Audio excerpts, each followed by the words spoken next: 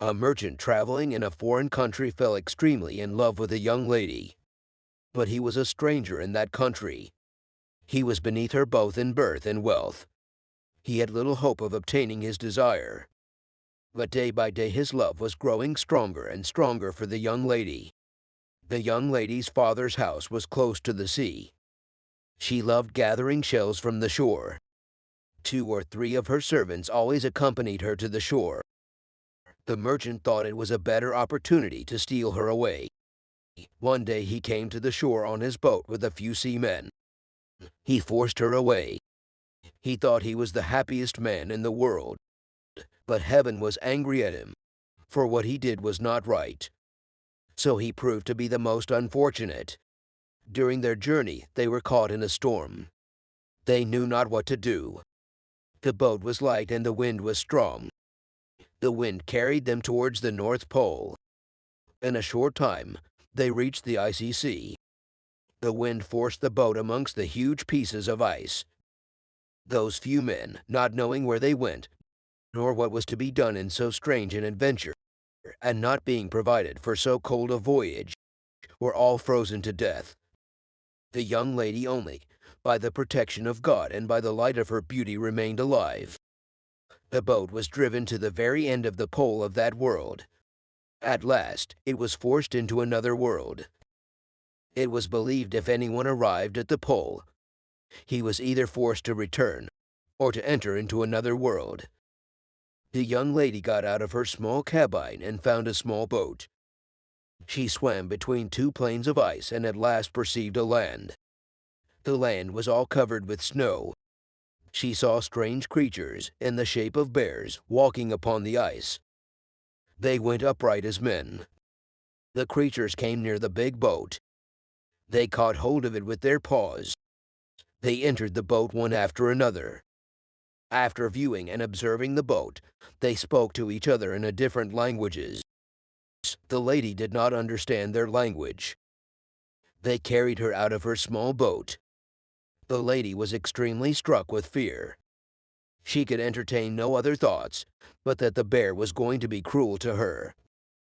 But those bear-like creatures did not exercise any cruelty on her.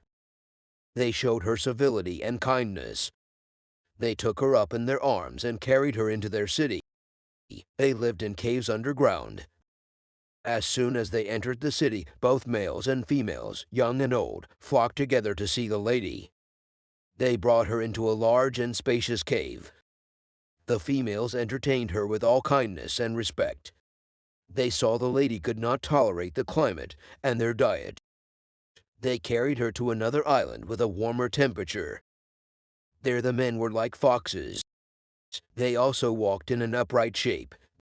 They received their neighbors the bear men with great civility. They admired the beautiful lady and agreed to make her a present to the emperor of their world. They crossed the river and came to another island. On that island, men were like wild geese. They had heads, beaks, and feathers, and they went in an upright shape. The birdmen attended the lady through that island till they came to a great and large river. Many boats were floating on the river, much like bird nests, only of a bigger size. Having crossed the river, they arrived on another island. It had a pleasant and mild temperature. It was full of woods, and the inhabitants were satyrs. They all understood each other's language. They crossed the river again and entered a large and spacious kingdom. The men there were of grass-green complexion. They entertained them very kindly and provided all conveniences for their further voyage. Now they were ready to sail over to the island, where the emperor of the blazing world kept his residence. The lady was much tormented with doubts and fears. She had no idea whether this strange adventure would tend to her safety or destruction. The lady, being of a generous spirit and ready wit, considered the dangers she had passed. She thought these men, though strange, were civil and diligent attendants to her. She took courage and endeavored to learn their language. As time went by, she thought herself not only safe but very happy in their company. At last, having passed by several rich islands and kingdoms, they went towards Paradise. Paradise was the seat of the emperor. There were high rocks that seemed to touch the sky. As they draw nearer, the lady perceived a cliff, out of which a great number of boats were coming forth. When both the boats and ships met, they saluted and spoke to each other courteously. There was one language spoken by all. They had one emperor, to whom they all submitted with the greatest duty and submission. This made them live in continued peace and happiness. The lady was carried out of her ship into one of those boats. She was conveyed through the same passage into that part of the world where the emperor did reside. The lady finally arrived in the imperial city named Paradise.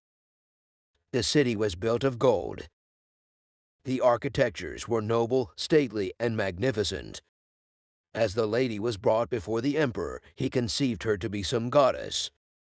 He offered to worship her, which the lady refused. She told the emperor that like them she was also immortal. At this, the emperor rejoiced. He made her his wife.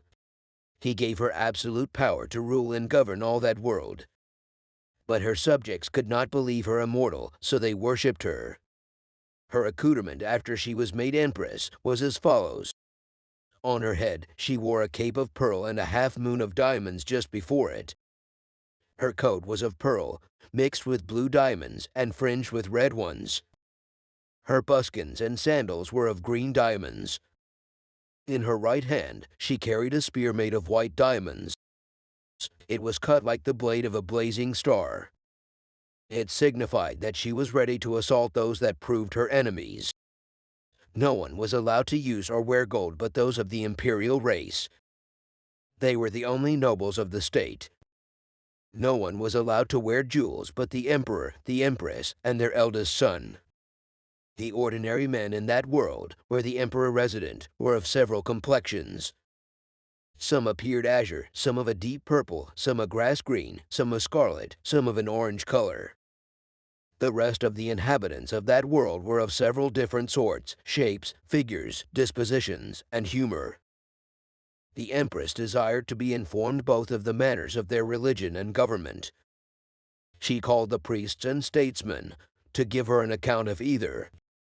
She inquired, first, why they had so few laws. To this, the statesman answered that many laws made many divisions. These most commonly breed factions, and at last broke out into open wars. Next, she asked why they preferred the monarchical form of government before any other. They answered that it was natural for one body to have but one head.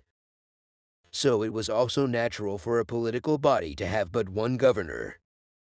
They said that a commonwealth which had many governors was like a monster with many heads. Besides, said they, monarchy agrees most with our religion.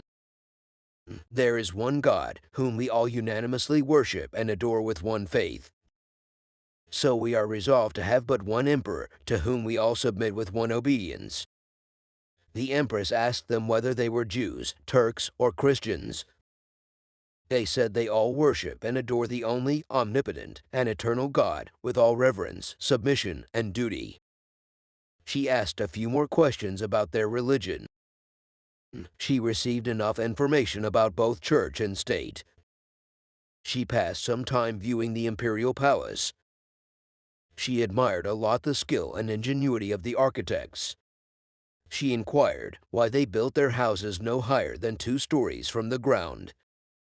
They answered Her Majesty that the lower their buildings were, the less were they subject either to the heat of the sun, or wind, tempest, decay, etc. Then she desired to know the reason why they made them so thick. They answered that the thicker the walls were, the warmer they were in winter and the cooler in summer. The thickness kept out both the cold and heat. Lastly, she asked why they arched their roofs and made so many pillars. They replied that arches and pillars grace a building very much and caused it to appear magnificent. They also made the building firm and lasting. The Empress was very well satisfied with their answers. It was an excerpt from The Blazing World. The Blazing World is a 1666 work of prose fiction by English writer Margaret Cavendish.